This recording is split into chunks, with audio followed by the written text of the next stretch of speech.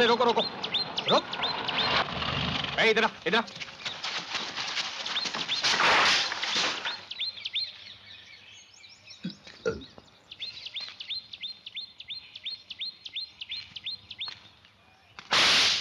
नाम क्या है तेरा? काशीराम।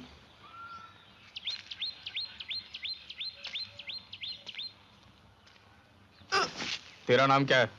मेवालाल। कौन गांव का रहने वाला है? चंदनपुर। कितनी जमीन है तेरे गांव में? वहां जमीन नहीं है, हम खेत मजदूर हैं।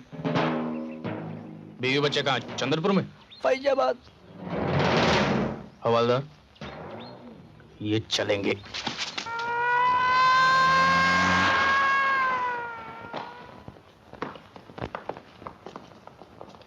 सर, ये थानेदार विष्णु पांडे हैं। सर, आप पहली मर्तबा इस थाने पे? हाँ, रहने दो ये सब। बहुत पुराने थानेदार हैं सर ये।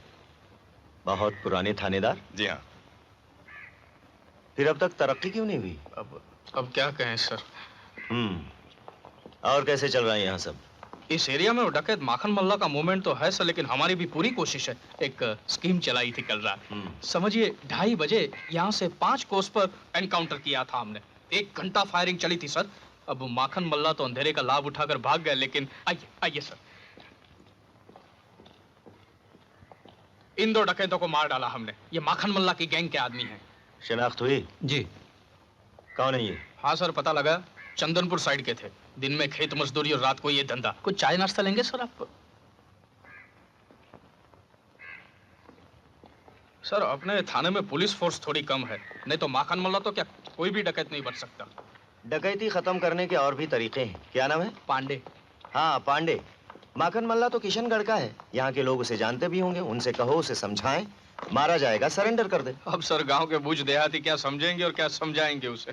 साहब, वो अर्जुन ही समझा सकता है। वो देवी चौधरान का छोटा लड़का, पढ़ा लिखा और माखन का बचपन का दोस्त है। हाँ वो है। बुलाएं उसे सर? नहीं, मैं खुद भी किशनगढ़ देखना चाहता हूँ। तुम भी चलना मेरे साथ।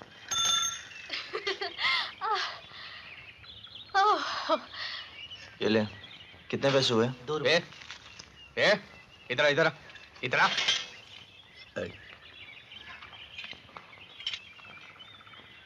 साहब बात करेंगे, चल।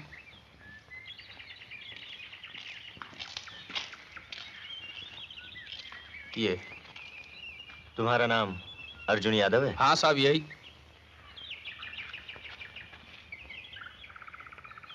तुम माखन मल्ला को जानते हो? हमारे ही गांव का है, सब जानते हैं उसे। अर्जुन, मैं चाहता हूं तुम मेरी तरफ से माखन मल्ला से बात करो। ये पुलिस वालों के चक्कर से तुम दूर ही रहो तो अच्छा है। इनकी ना दोस्ती अच्छी ना दुश्मनी। मैं वहीं इनकार कर देता है अहमद, मगर माखन बचपन का दोस्त है। मैंने सोचा एसपी साहब अच्छा ऑफर दे रहे हैं, अगर माखन सरेंडर कर दे तो अच्छा ही होगा। क्यों भीखू चाचा? हाँ बेटा, बहुत से बहुत कुछ वर्ष की जेल होगी, पर जीवन तो अच्छा कट जाएगा। तुम उसके दोस्त हो, क्या पता तुम्हारी बात मान ले।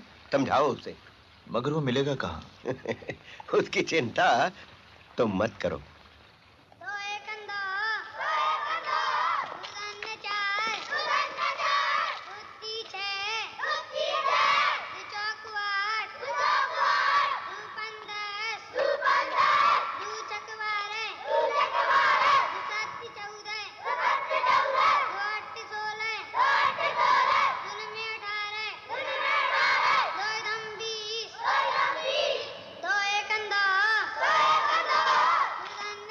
कल दोपहर पिपरी गांव के बीहड़ में माखन तुमसे मिलेगा।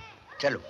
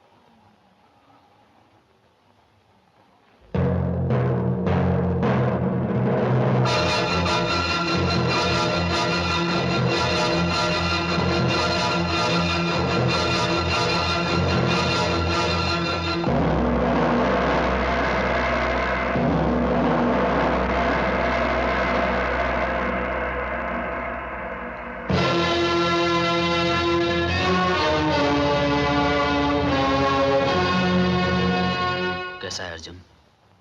मैं ठीक हूँ, लेकिन माखन ये सब तो क्या कर रहा है? सब नसीब का खेल है यार। ऐसा होना लिखा था, सो हो गया। चल छोड़। ये अर्जुन है। गांव में हम बचपन के 3 दोस्त थे, अहमद, अर्जुन और मैं। दिन भर खेलते रहते थे, कभी गिल्ली डंडा, कभी पतंग। याद है? याद है। माखन, तेरे हाथ में गिल्ली डंडा और पतंग की डोर तो बहुत अच्छे लगते थे, मगर ये बंदूक अच्छी नहीं लग रही यार। ये बंदूक मैंने खुद नहीं उठाई अर्जुन। मैं तो नाव चलाता था, मल्लाह था, लेकिन ठाकुर भंवर सिंह ने मेरे हाथ से मेरी नाव की पतवारी छीन ली। फिर मेरे पास से बंदूक उठाने के सिवाय बचा ही क्या था? अभी देर नहीं हुई है माखन। जिले का नया एसपी आया था मेरे पास। वो चाहता है कि तू सरेंडर कर दे। तेरा केस बहुत नरमी से देखा जाएगा। एक माखन मल्लाह के सरेंडर होने से क्या होगा अर्जुन? ये बीहड़ खाली थोड़ी हो जाएंगे। जब तक ठाकुर भंवर सिंह जिंदा है, उसका जुल्म है। इन बीहड़ों में कोई न कोई माखन आता ही रहेगा। अर्जुन, एसपी साहब से कहना, हो सके तो ठाकुर भंवर सिंह का सरेंडर करा लें।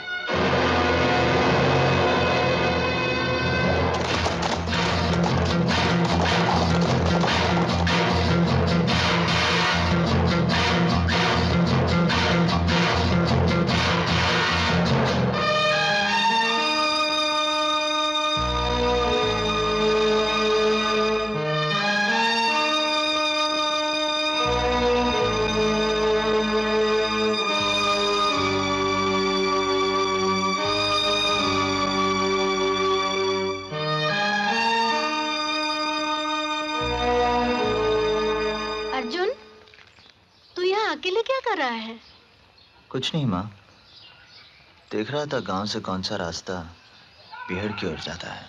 सुन, कल बहू के मैके जाना है। बेलापुर? हाँ, 15 को जाना है, सुबह जल्दी निकलना पड़ेगा। लेकिन माँ, मैं वहाँ क्या करूँगा? शांता की ब्याह की बात चल रही है। अब देखो कब लगन निकलता है।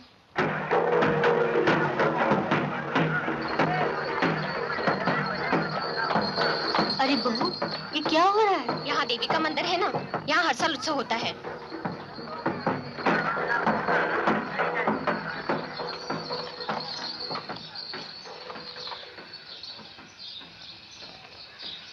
हमें शाम को लौटना है, तुम टांगा वहाँ छांव में खड़ा कर दो। आइए समझिए, आइए। अरे रमा बेटिया, इन सबको अंदर ले जाओ। आ गई रमा बेटी। टांगे में एक गठरी रखी है, ले आ। अरे बच्चों, बंद करो ये फटाका, मेरा घोड़ा भिनक जाएगा। अरे अरे मेरा घोड़ा भिनक जाएगा। अरे शमू, तेरा टांगा बाहर।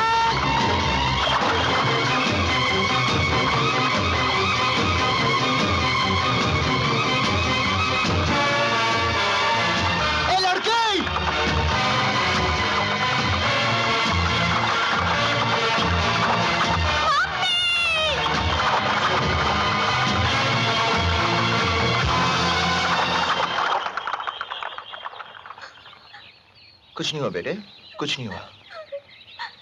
अरे साहब, आपने तो कमाल कर दिया। अरे ये तो डॉक्टरनी साहब की बेटी है। हाँ। तू ठीक है ना? घबराइए मत, इसे कुछ भी नहीं हुआ। आपने इसे बचाया? अर्जुन, हाँ, अर्जुन बेटा क्या हुआ? माँ, मुझे कुछ नहीं हुआ, मैं बिल्कुल ठीक हूँ। माँ जी, आपके बेटे ने जो किया। ये हमारे गांव की डॉक्टरनी है, गीता जी। ये इन्हीं की बेटी है। नमस्ते। जीत रहो। माँ जी, आप लोगों को पहले कभी बेलापुर में नहीं देखा? हम इस गांव के नहीं हैं, यहाँ कुछ काम से आए थे। बधाई हो मालिक। किस बात की बधाई दे रहा हो मुंशी जी? मालिक, वो देवी चौधराइन की बेटी का ब्याह होने वाला है। तो बधाई मुझे क्यों दे रहे हो? कहीं सुबह सुबह भंग तो नहीं पी गया मुंशी जी? मैंने तो ये सोचकर बधाई दी थी मालिक कि किसान के जीवन में 2-4 ही ऐसे अवसर आते हैं जब वो अपनी जमीन बेचने पर मजबूर होता है। जैसे बेटी का ब्याह। अरे वो काशीराम ने अंगूठा लगा ही दिया था ना। आप कहें तो कुछ टटोलू अमृत को। काशीराम और अमृत यादव एक मट्टी के नहीं बने हुए मुंशी जी। फिर भी बात करने में क्या जाता है? हाँ, बात करने में क्या जाता है, कर देखो। भंवर सिंह से कह देना 1 सूत जमीन नहीं दूंगा। देख रहा है अर्जुन, कैसे दांत लगाए बैठे हैं ये लोग हमारे खेतों पर। कैसी बातें करते हो भैया? ठाकुर साहब ने तो ये सुनकर मुझे भेजा था कि शांता बिटिया का ब्याह है। हाँ, वो बेचारे तो तुम लोगों की मदद के लिए। अबे ओ मुंशी, अपनी बहन के ब्याह के वास्ते हमें भंवर सिंह की मदद की जरूरत नहीं समझे? चले जाओ यहाँ से वरना हाथ उठ जाएगा। मुंशी जी, ये घी सीधी उंगली से नहीं निकलने वाला। देखो अमृतलाल यादव, भाई साहब को अगर तुम्हारी जमीन चाहिए, आज नहीं तो कल देनी ही पड़ेगी। शराफत से दे दो, अच्छा है। अरे धमकी देता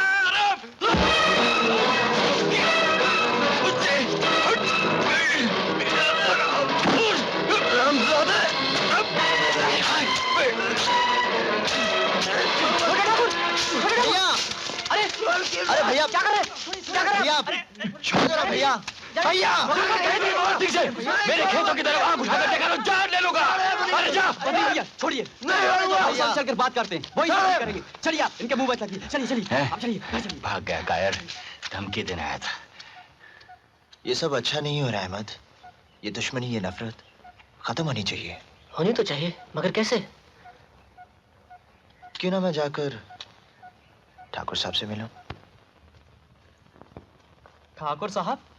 क्या बात है मुंशी जी? जी वो आया है। कौन आया है? जी ये देवी चौधराइन का छोटा लड़का।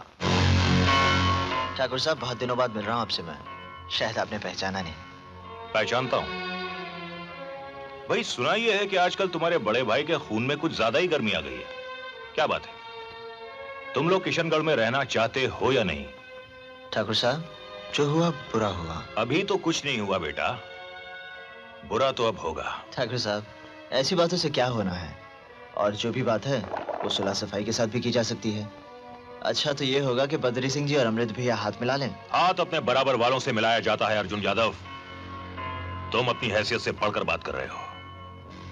अगर बद्री सिंह तुम्हारे भाई को अपने पैर भी छूने दे तो ये उसका एहसान समझना। ठाकुर साहब,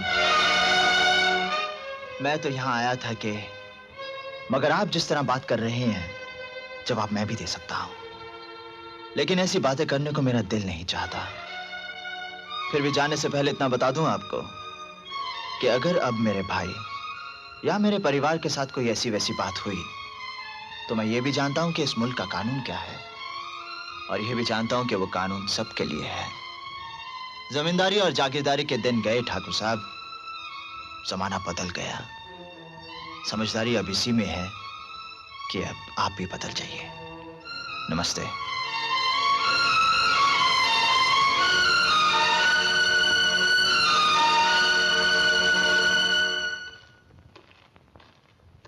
इतनी छोटी चींटी के इतने बड़े पर निकलते देखे हैं मुंशी जी आपने? ये शहर की हवा बोल रही थी मालिक। हाँ, ये मुझे शहर का कानून सिखा रहा था। अब मैं इसे अपने गांव का कानून सिखाऊंगा।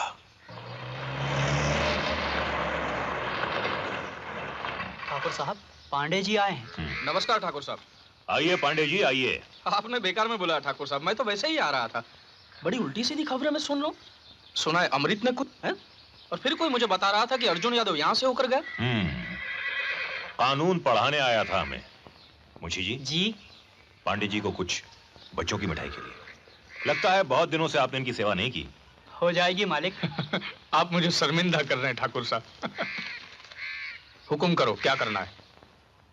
पांडे जी, अमृत यादव की हड्डी तो हम नरम कर ही देंगे, मगर ये जो छोटे भैया हैं ना, इन्हें जरा थाने ले जाकर हमारे गांव का कानून समझाओ। आपने कह दिया ठाकुर साहब, तो समझिए काम हो गया। तुम चिंता मत करो माँ, तुम्हारी बेटी का दहेज आ जाएगा। कपड़ा जेवर सब ले आऊंगा। अच्छा जीते रहो। चलो भैया।